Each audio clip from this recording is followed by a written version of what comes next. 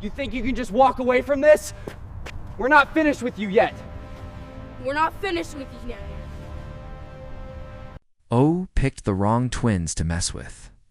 The words cut through the cold afternoon air as one of the boys lay on the pavement. His backpack spilled open, books sliding across the concrete. A circle of students stood around them, phones raised, eyes wide but silent. 3 older boys towered over the twins, laughing as if this was just another show put on for the crowd. They had no idea who they were dealing with. Marcus and Micah Carter were 16, identical in face but different in spirit. Marcus was calm, his eyes steady like still water. Micah carried a quiet fire, the kind that glowed low but hot. Their dark skins shone under the fading sun, and their school uniforms were neat despite the dust now clinging to the fabric. To the bullies, they were easy targets. New to the school, quiet, reserved. Black twins who kept to themselves. What the bullies did not see was the discipline behind their silence. What the crowd did not know was the story carved into their bones. Years earlier, before this school, before this town, the twins had lived in a small apartment above their mother's grocery store. The smell of fresh bread and spices drifted through the floors each morning. Their mother, Denise Carter, worked from dawn until long after dark. Her hands were always warm, always tired. Their father had been a security officer who believed in 2 things: respect and restraint. He used to tell them, strength is not about how hard you hit. It is about how long you can stand without hitting back. When the twins were 10, her father stopped a robbery at the store downstairs. He protected strangers that night. He never came home. The memory stayed with them like a scar beneath the skin. The flashing lights, the smell of rain on pavement, their mother's trembling hands gripping theirs, the silence at the dinner table. After that, grief could have broken them. Instead, it shaped them. Their mother enrolled them in a small martial arts studio across town. The place smelled of sweat, wood polish, and old mats. The instructor, Master Kenji, was a quiet man with silver hair and watchful eyes. He did not teach them how to fight. He taught them how to breathe. Control your fear, he would say. Control your anger. The world will test you. Let it. The twins trained for years. Bruised knuckles, aching muscles. Early mornings before school, late nights after homework. They earned their black belts at 15, not with loud cheers, but with silent bows and steady hearts. They did not wear their belts to school. They did not brag. They did not need to. Back in the present, one of the bullies shoved Marcus again, harder this time. The crowd gasped softly. Maybe someone whispered that they should stop it, but no one moved. Micah helped his brother to his feet. His jaw tightened, but his hands stayed open at his sides. The leader of the bullies, a tall boy named Trent, stepped closer. He had built his name on fear. He enjoyed the way people stepped aside when he walked through the hallway. He fed on laughter that was not funny. You going to cry, he sneered. Marcus looked at him with a calm that felt almost out of place. There was no anger in his eyes, only measure. The injustice hung heavy in the air. Teachers stood near the entrance doors, distracted, unaware. The students filming were waiting for something loud, something wild, something they could replay later. But the twins stood still. Their silence felt like a wall swung first. A wild punch, more show than skill. Marcus moved. It was not fast in the way movies make it seem. It was simple, a small shift of weight, a controlled step. Trent's fist cut through empty space. His balance faltered. Micah stepped forward, placing himself between his brother and the other 2 boys. His voice was calm, steady.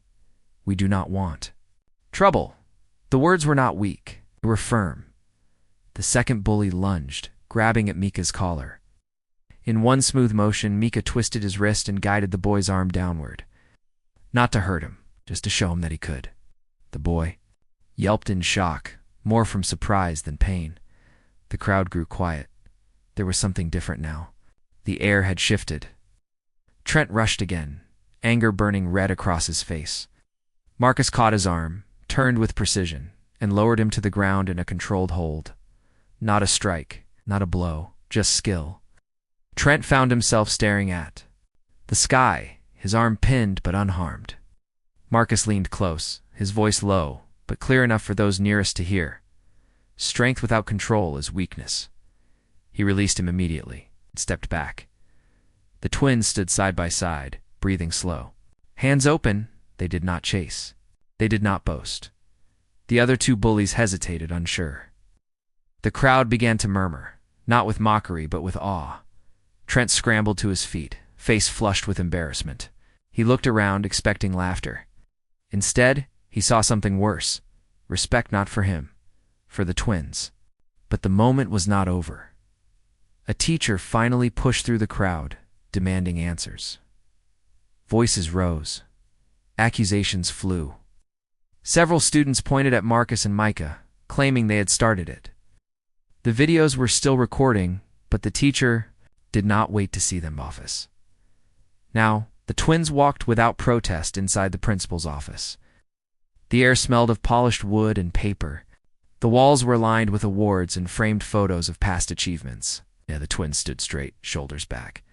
Trent arrived moments later, dramatically holding his arm as if injured. His friends nodded along with his story.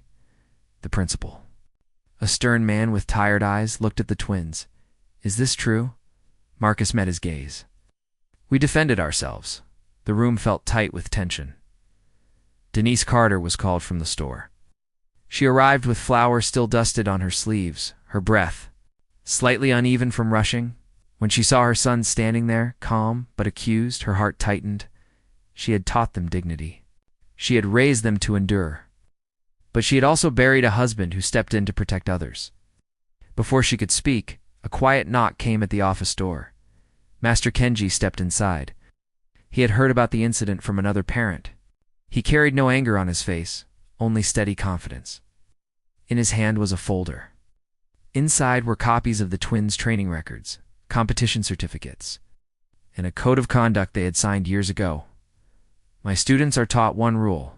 Above all, he said gently, never strike first, never strike in anger. The principal hesitated. The teacher looked uncertain. Then one brave student stepped forward from the hallway, holding up a phone. Sir, you should see this. The video played. It showed everything. The shove, the punch, the restraint, the control. It showed Marcus lowering Trent to the ground without harm. It showed Micah stepping back instead of forward. The room fell silent. The truth was clear. Trent's confidence drained.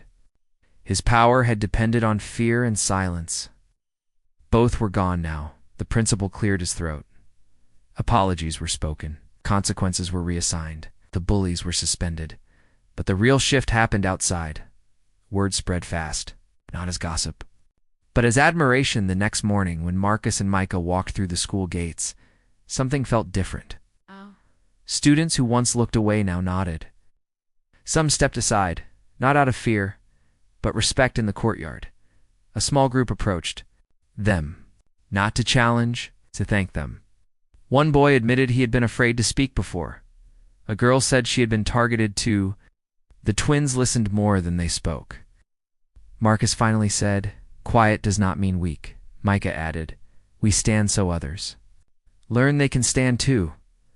The words stayed with those who heard them. Trent returned weeks later. It's changed in ways even he did not fully understand. Humiliation had forced him to see himself clearly. One afternoon he approached the twins, alone.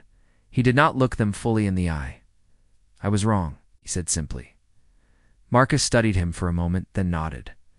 Respect is earned when you choose better. There was no revenge. No gloating. Just a line drawn in the sand of who they were. Months passed. The twins started a self-defense club at school with the principal's support. Not to teach fighting, to teach control, confidence, awareness. The gym filled each week. With students of every background, laughter replaced fear. Focus replaced tension. Denise sometimes watched from the doorway, pride shining quietly in her eyes. She saw her sons not as victims, not as fighters, but as leaders.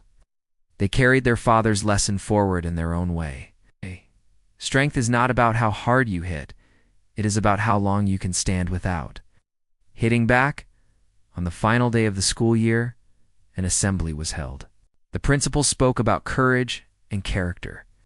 He invited Marcus and Micah to the stage. They walked up together, shoulders straight, steps steady. The auditorium rose in applause. Not loud and wild, but deep and sincere.